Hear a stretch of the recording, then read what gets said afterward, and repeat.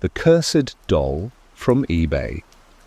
Samantha never believed in ghosts, or curses, or any of the strange things people whispered about on the internet. She was a rational person, logical, skeptical, and always looking for a scientific explanation, but that was before she bought the doll. The purchase. It started with a simple online search. Samantha had always loved antique dolls, something she had collected since she was a child. One night, while scrolling through eBay, she stumbled upon an old porcelain doll with deep, glassy eyes and a cracked, painted smile. The description was vague. Vintage doll from estate sale, possibly haunted, sold as is, no returns. Samantha chuckled. Haunted? Some sellers wrote that just to drive up the price. It was a marketing trick. The doll was only $25 and she thought it would make a great addition to her collection. Without a second thought, she clicked, Buy now.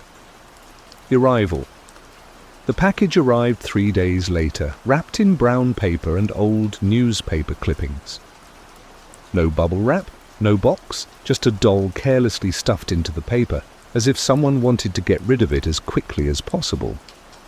The doll was heavier than expected, its porcelain face cold to the touch. It wore a tattered blue dress, and its hair was frayed and uneven, as if someone had hacked at it with dull scissors. But the worst part, its eyes. They were too lifelike, a deep, glossy black that seemed to swallow the light. No matter where she stood, they followed her. A small, uneasy feeling twisted in Samantha's stomach, but she shook it off. It's just an old doll. Nothing weird. She placed it on a shelf in her bedroom, next to the rest of her collection, and went about her night. Out of the first signs. That night, Samantha had a dream. In it, she was standing in a dark hallway, a single light flickering above her. The walls were peeling, old and rotten, and there was a whispering sound coming from the end of the hall. Then footsteps, slow, deliberate, coming closer. She turned, but she couldn't see who or what was there. Just a shadow, just the doll. She woke up gasping, drenched in sweat. Her heart pounded as she sat up. The room was silent except for the soft ticking of her bedside clock. She turned to look at her shelf.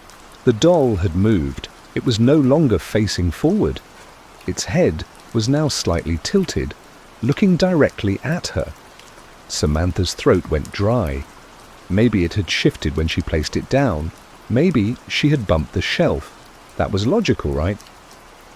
She swallowed hard, got up, and turned the doll back to its original position. Then she went back to sleep. The haunting intensifies.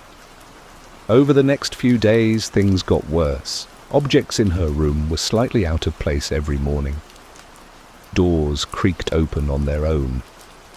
Her bedside lamp flickered, even though she had just changed the bulb. And the doll, every morning it had moved again, sometimes just a little, its head turned. Other times it was facing the wall as if it didn't want to be seen. One night she heard soft giggling while she was in bed. It was faint, almost like a child's whisper, but it wasn't coming from outside, it was coming from inside the room. She grabbed her phone and turned on the flashlight, scanning the room. Nothing.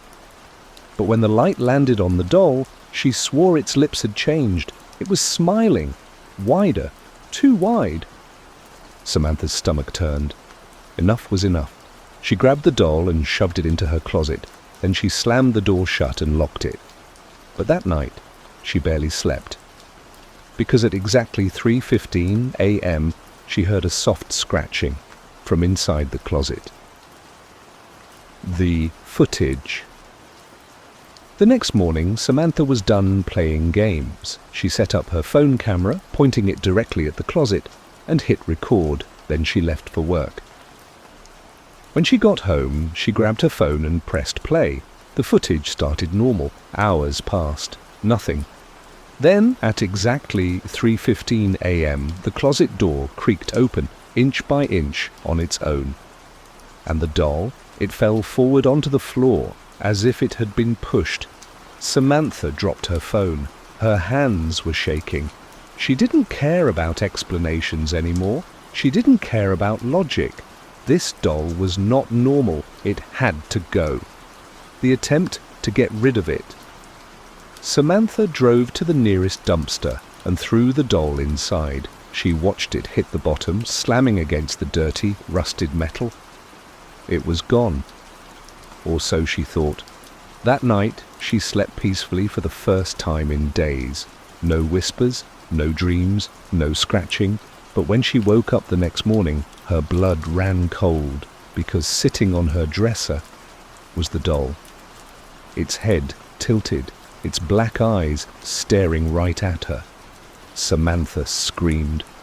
In the last resort desperate, she contacted a paranormal expert. When the woman arrived, she refused to touch the doll. Instead, she circled it, murmuring under her breath, her face growing paler by the second. Then she looked at Samantha. This doll was never meant to be sold. It's attached to something or someone. Samantha swallowed hard. Can I get rid of it? The woman hesitated. Not in the usual way. Burning won't work. You need to bury it, far from your home, and you need to do it properly. Samantha didn't ask what properly meant. She just wanted it gone. That night, she drove miles outside of town to a deserted forest. She dug a deep hole, wrapped the doll in cloth, and placed it inside. Then she covered it with dirt and whispered a quiet, desperate prayer. As she turned to leave, she swore she heard something, not words, not a whisper, but a faint, childlike giggle. Then silence. Samantha never collected dolls again, but sometimes, just as she's drifting off to sleep, she swears she hears it, a soft, distant scratching,